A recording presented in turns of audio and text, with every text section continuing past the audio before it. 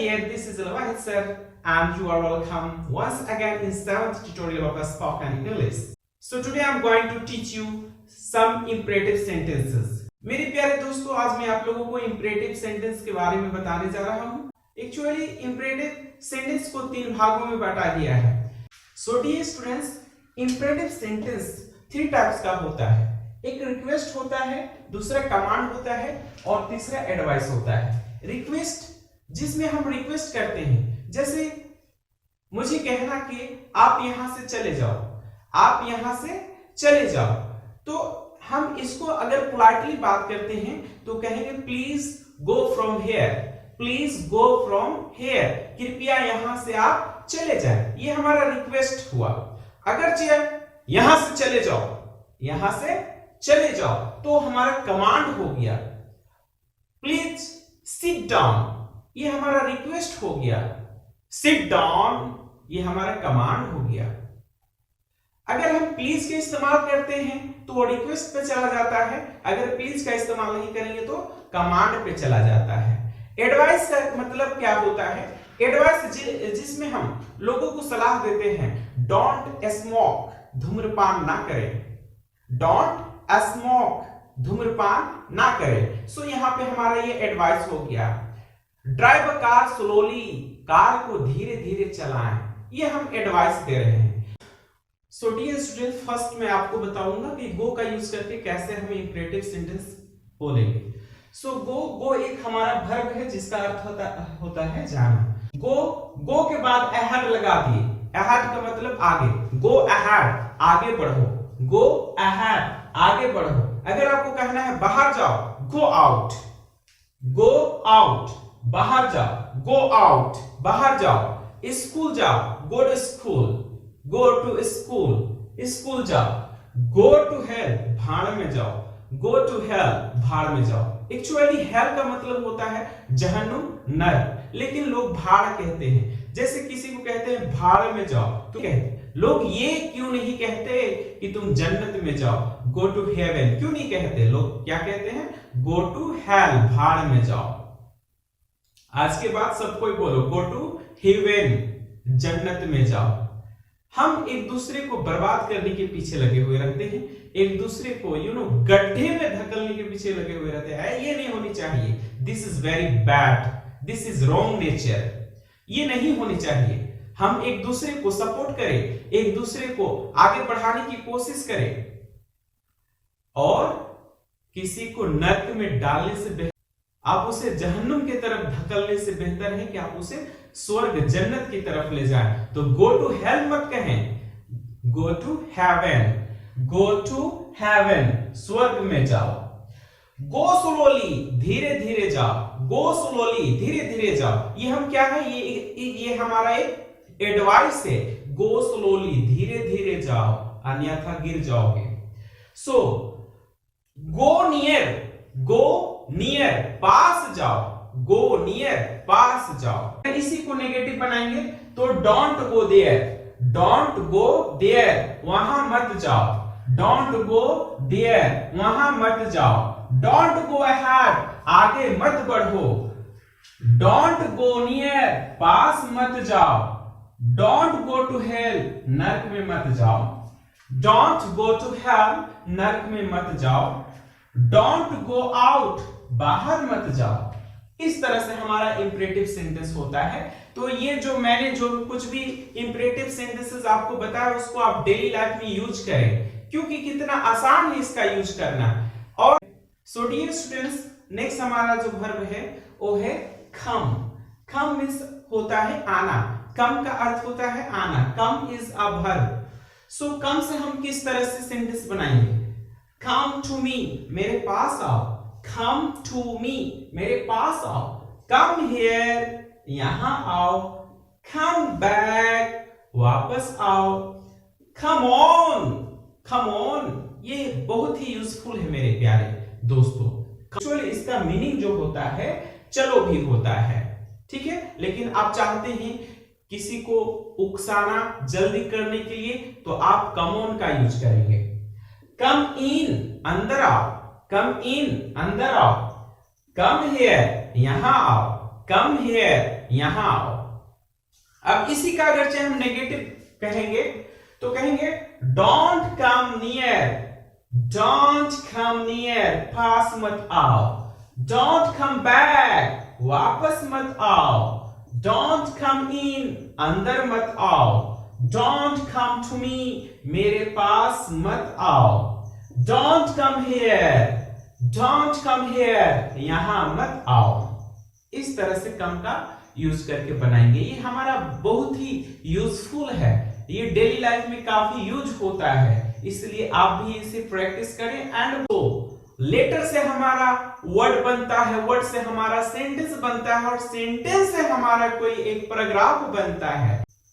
सो ये छोटे छोटे सेंटेंस को याद करें और अपने डेली लाइफ में यूज करें, फिर देखना आपकी जिंदगी में कैसे इंग्लिश की रफ्तार बढ़ेगी। थर्ड हमारा जो वर्ब है वो रीड है। रीड का अर्थ होता है पढ़ना। रीड से कैसे हम इंपरेटिव सेंटेंस बनाएंगे? देखो, रीड आउट, पढ़कर सुनाओ। अगर से हम बच्चों को कहना चाहते हैं कि पढ़कर सुनाओ, तो कहेंगे रीड आउट, पढ़कर सुनाओ या फिर सुनाओ। रीड केयरफुली, ध्यान पूर्वक पढ़ो। रीड केयरफुली, ध्यान पूर्वक पढ़ो। नेक्स्ट, रीड लाउडली, जोर से पढ़ो। रीड लाउडली, जोर से पढ़ो। रीड फेयरलेसली, बेखौफ पढ़ो। यानी कोई डर डर के पढ़ रहा है तो उस समय हम कहेंगे रीड फेयरलेसली, बेखौफ पढ़ो। नेक्स्ट वर्ड है राइट। राइट हमारा, राइट का अर्थ होता है लिखना। सो राइट एक वर्ब है जिसका यूज करके हम कैसे सेंटेंस, छोटे छोटे इंपरेटिव सेंटेंस बनाएंगे। So write on the board, write on the board, board पर लिखो। राइट नीट एंड क्लीन, साफ सुथरा लिखो। नीट एंड क्लीन मीन्स साफ सुथरा। राइट नीट एंड क्लीन, साफ सुथरा लिखो। Write a letter, write a letter मतलब एक पत्र लिखो। राइट एन एसे, एक निबंध लिखो, और एक निबंध लिखें या फिर मजमून लिखें। Write to the principal, write to the principal, प्रधान अध्यापक को लिखें। नेक्स्ट वर्ड है हमारा प्ले। प्ले का अर्थ होता है खेलना। सो प्ले विथ चिल्ड्रन, बच्चों के साथ खेलो। प्ले विथ चिल्ड्रन, बच्चों के साथ खेलो। Play football, football Khelo. Play in the field, मैदान में खेलो। Don't play on the road, don't play on the road, रास्ते पर मत खेलो। प्ले क्रिकेट, क्रिकेट खेलो। सो नेक्स्ट वर्ड है हमारा स्पीक। स्पीक का अर्थ होता है बोलना। तो स्पीक भी हमारा एक वर्ब है जिसका इस्तेमाल करके बहुत सारे इंपरेटिव सेंटेंस बनाए जा सकते हैं। जैसे कहना स्पीक इंग्लिश फ्लुएंटली, धाराप्रवाह इंग्लिश बोले। और अगर से आप भी धाराप्रवाह इंग्लिश बोलना चाहते हैं तो हमारे चैनल को सब्सक्राइब कर लें, और जितनी भी मैं आपको क्लास दे रहा हूं हर एक क्लास को देखें। और अगर मेरे पिछले वीडियोस में, मेरे पिछले ट्यूटोरियल में आपने अटेंड नहीं किया है तो आप प्लेलिस्ट, स्पोकन इंग्लिश का प्लेलिस्ट पे जाकर के एक एक करके आप सारे वीडियो को देखें। और मैं डिस्क्रिप्शन में भी tutorial 1, tutorial 2, tutorial 3 like this एक लिस्ट बना करके दे रहा हूं। डिस्क्रिप्शन में जाकर के आप उसको चेक करके एक एक वीडियो को केयरफुली वॉच करें। वर्ड है स्पीक लाउडली, जोर से बोलो। स्पीक लाउडली, जोर से बोलो। स्पीक नाउ, अब बोलो। स्पीक फ्रेंडली, दोस्ताना बोलो, यानी दोस्त की तरह बोलो। कोई अगर डर रहा है आपसे तो आप उसको, उसकी समस्या को समझने के लिए, सुनने के लिए आप कहेंगे स्पीक फ्रेंडली, दोस्त की तरह बात करो। स्पीक क्लियरली, साफ सुथरा बोलो। नेक्स्ट वर्ड है ईट। ईट का अर्थ होता है खाना। ईट एप्पल, ईट एप्पल, सेब खाओ।